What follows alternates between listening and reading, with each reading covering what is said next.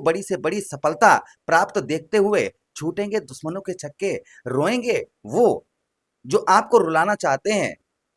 आज हम चर्चा करने वाले हैं अपने तुला राशि के दर्शकों के लिए विस्तार पूर्वक अच्छी तरीके से, ऐसा क्यों होगा, कब होगा, कैसे होगा, इन सभी बातों पर चर्चा विस्तार पूर्वक अच्छी तरीके से हम अपने तुला राशि के दर्शकों के लिए करने वाले हैं। बहुत ध्यान से सुनिएगा। अगर आप ज्योतिष को नहीं मान रहे तो छोटी देर का थोड़ी सी देर का प्रोग्राम है, अपने जीवन के कुछ मिनट आप हमको दीजिएगा।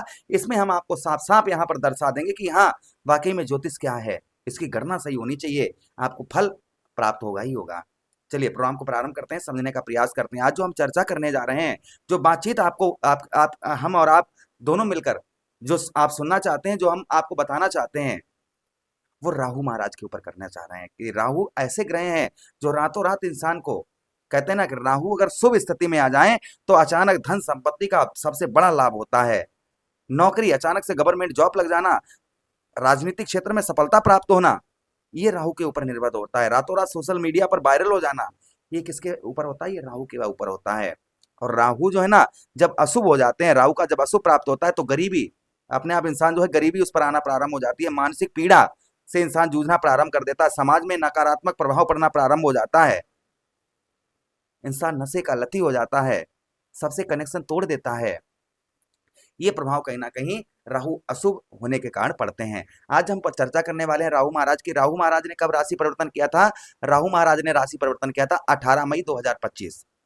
18 मई को राहु महाराज आपके ठीक कहां से? आपके ठीक षष्ठम भाव से निकलकर, रोग ऋण शत्रु भाव से निकलकर आपके पंचम भाव पर राहु महाराज ने प्रवेश किया। और तब से कुछ आपके जीवन में अचानक से कुछ घटनाएं घटित हो रही होंगी। कौन कौन सी घटनाएं घटित हो रही हैं, पहले ये सुन लीजिएगा, उसके बाद में चर्चा करें कि राहु से आप कैसे प्राप्त करते हैं। यानी कि प्रोग्राम को पहले पूरा देखिए और समझिए बात को हमारी। हम और आप वो चीज आप लोगों के लिए बताने जा रहे हैं और आप वो प्राप्त करना जा रहे हैं जिसकी आपने कल्पना भी नहीं की होगी। 18 मई को राहु महाराज ने राशि परिवर्तन किया और आपके कौन से भाव पर प्रवेश किया? पंचम भाव पर। पंचम भाव पर प्रवेश करते ही राहु महाराज के सबसे पहला प्रभाव हुआ कि संतान से अनबन, यानी कि बच्चे तो हैं, कहते हैं ना कि पहलो सुख निरोगी काया, दूजो सुख पासो माया, तीजो सुख पुत्र आज्ञाकारी। अगर संतान आज्ञाकारी है ना कि बेटा जाओ एक लोटा पानी लेकर आओ, और बच्चे हमारे ऐसा काम कर देते हैं, कहते हैं बेटा जाओ हमारे लिए दवाई ले आओ, है ना, पुत्र आज्ञाकारी। अगर संतान आज्ञाकारी हो तो कोई परेशानी नहीं, कोई दुख नहीं, क्योंकि आपके सहारा, आपके पास में सहारा तो है जो आपकी मदद कर रहा है और आप जो कह रहे हैं बात मान रहा है। वहीं पर आपकी संतान आपसे लड़ना प्रारंभ कर दे, झगड़ना प्रारंभ कर दे, आपसे आपकी बातचीत ना माने, गलत रास्ता पर चलना प्रारंभ कर दे, तो आपको कैसा लगेगा? सोचिए बात को। इसीलिए कल्पना की है कवियों ने कि पहलो सुख निरोगी काया, दूजो सुख पासो माया, तीजो सुख पुत्र आज्ञाकारी।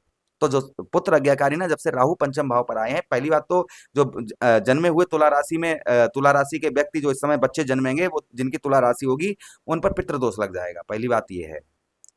पंचम भाव पर होने से संतान का सुख आपको प्राप्त नहीं हुआ, सबसे प्रथम चीज, और ना ही समय पर हो रहा होगा। बच्चे आपके कहीं ना कहीं बात नहीं मान रहे होंगे। बुद्धि, आप इस समय पर अपनी बुद्धि से माना कि सोचा कि हाँ चलिए ये मोबाइल ले लेते हैं, इसमें बहुत अच्छा फोन है, इसमें ये है वो है, बाद में पता है हम कोई भी काम करते हैं XYZ, अपनी बुद्धि तो हमने ठीक लगाई लेकिन बाद में घाटा हुआ। ये घटनाएं आपके साथ में इस समय मई के बाद में घटित हो रही होंगी।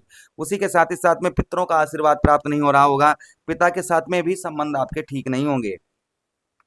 सबकी मदद कर रहे हैं पिताजी, छोटे भाइयों की, बड़े भाइयों की, या आप कोई भी नंबर के भाई हैं, आपके भाइयों में पिताजी सबकी मदद कर रहे हैं, लेकिन आपकी ओर देख नहीं रहे, आपके बच्चों की ओर नहीं देख रहे, आपके बच्चों से नहीं बोल रहे, सबसे बोल रहे हैं, सबसे बतिया रहे हैं, हंस के खिला रहे हैं सबको, और आपके बच्चों की ओर देख भी नहीं रहे।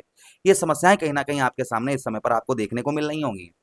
दूसरी चीज, आपके ठीक कहां पर? आपके ठीक नवम भाव पर देख रहे हैं, भाग्य स्थान को आपके देख रहे हैं, जिससे एक दिन था कि हाँ रात दिन सुबह भी पूजा की, शाम को भी पूजा की, भगवान का भजन किया, आज ऐसा मन आपका होगा कि पूजा पाठ से आपका मन हट गया होगा।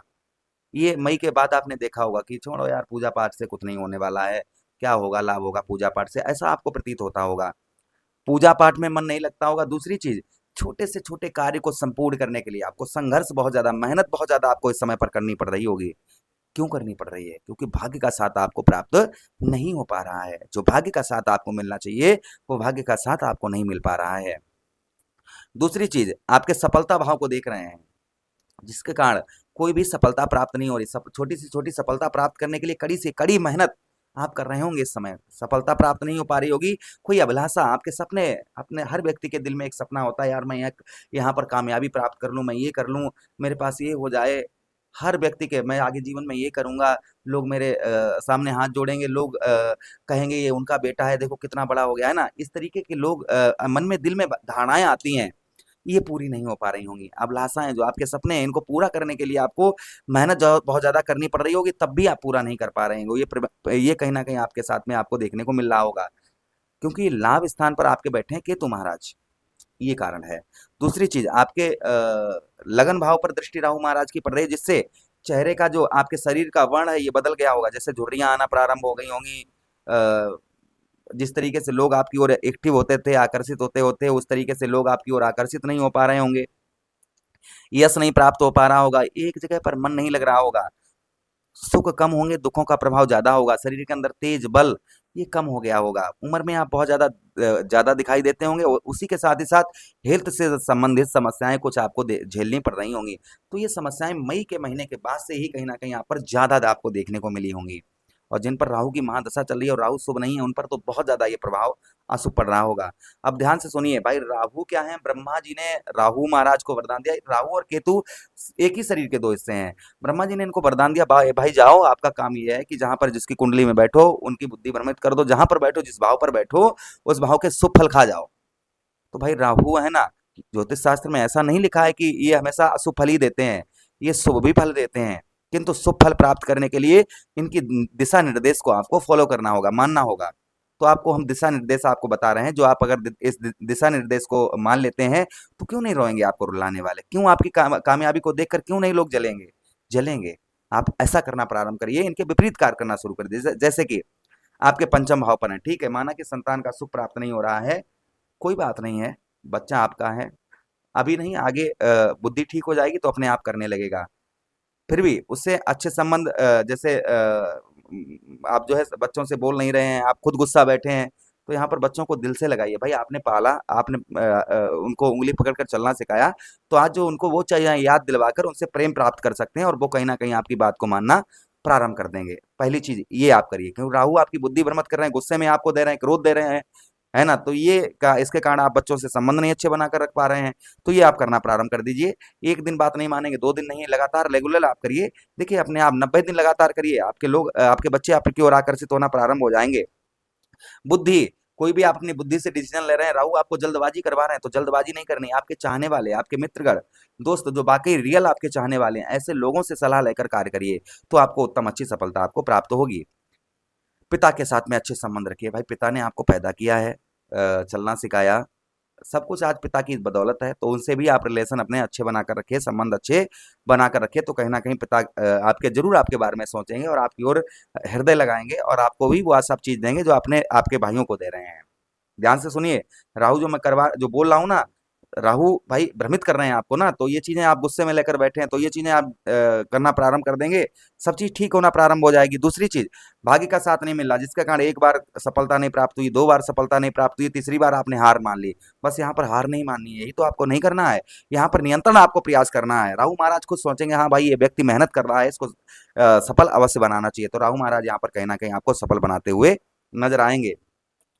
भाई आपके एकादश भाव पर दृष्टि डाल रहे हैं, सफलता भाव पर राहु महाराज दृष्टि डाल रहे हैं, तो सफलता, ऐसा नहीं कि देखिए समय बड़ा बलवान रे भैया, समय बड़ा बलवान। एक दिन 10 शीश रावण के हमने देखे, और एक दिन 10 शीश रण में कटते हमने देखे, एक दिन भीष्म पितामह को बाण चलाते हमने देखे, और एक दिन उन्हीं भीष्म पितामह को शेष सैया पर, बाणों की सैया पर लेटा हुआ हमने देखा।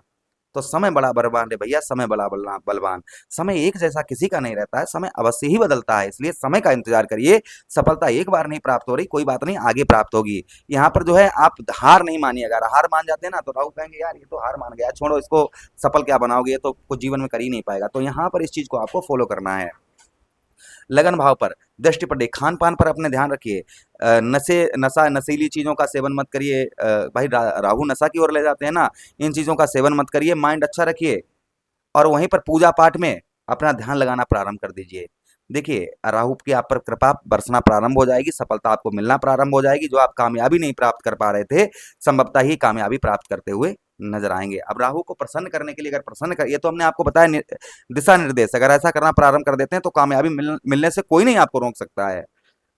दूसरी चीज, राहु को प्रसन्न करने के लिए देखिए आपको क्या उपाय करने चाहिए। राहु को प्रसन्न करने के लिए भाई, राहु के बुरे प्रभाव को दूर करने के लिए सबसे पहले शनिवार अथवा बुधवार को राहु के नक्षत्र जैसे आद्रा नक्षत्र में आप जो है आद्रा नक्षत्र में 7 काले कुत्तों को रोटी खिलाना प्रारंभ कर दीजिए, इससे राहु का प्रभाव उत्तम अच्छा होगा। शनिवार अथवा बुधवार को कच्चा कोयला या तिल काले या नीले रंग के ऊनी वस्त्र में बांधकर सर से 7 बार उल्टा घुमाकर बहते हुए जल में प्रभावित करिए। शनिवार अथवा बुधवार के ही दिन राहु के नक्षत्र में अर्थात आद्रा नक्षत्र में एक सिक्के के 4 टुकड़े करके जल में प्रभावित करिए। 1 लोटा जल शिवलिंग पर नियमित रूप से चढ़ाते रहिए। महामृत्युंजय का जप करिए, सत्कर्म करिए, अच्छे कर्म करिए और उसी के साथ ही साथ आचरण शुद्ध रखिए। देखिए आपको यही राहु महाराज ऊंचाइयों पर ना पहुंचाएं, आप मेरा नाम शिवराज शास्त्री बदल देना, ऐसा करना आप प्रारंभ कर दीजिए। आशा कर रहे हैं वीडियो काफी अच्छा लगा होगा, लगा है तो लाइक कर दीजिए, चैनल को सब्सक्राइब कर दीजिएगा और यह प्रोग्राम अपने मित्रों के पास शेयर कर दीजिए। हमें आदेश दीजिए। हर हर महादेव, शिव शंभु पार्वती, प्रणाम।